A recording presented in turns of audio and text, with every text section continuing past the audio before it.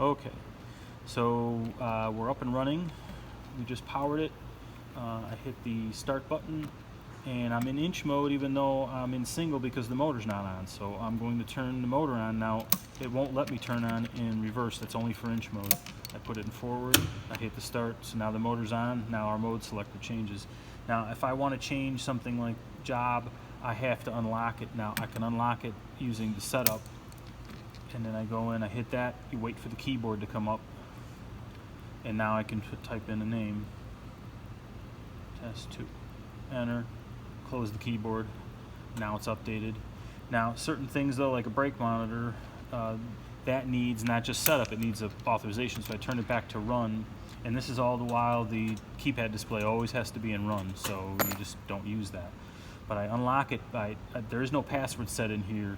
That means it's 000. So to unlock it, I hit lock, I enter 5 digits, 00063, and now I'm unlocked. It's green. So now I can go in and I can make changes. I can change that 3 digits from 300 to 305. There we go.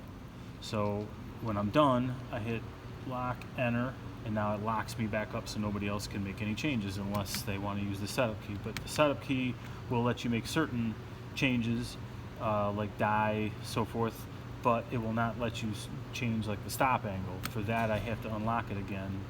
So again, I hit the lock, it's waiting for 5 digits. Okay, so now I can enter in the digits here, 269, enter. And so now I'm done with that. Again, I put it back on lock, go to the main screen.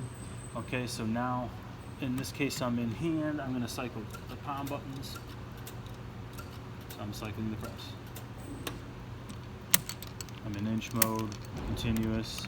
I arm it, hold the palm buttons in for 2 strokes. Hit the top stop, stops me back on top. And that's it. And then if I'm in inch mode, I have the option now, I can go in reverse. But only in inch mode and only for 15 strokes. That's it.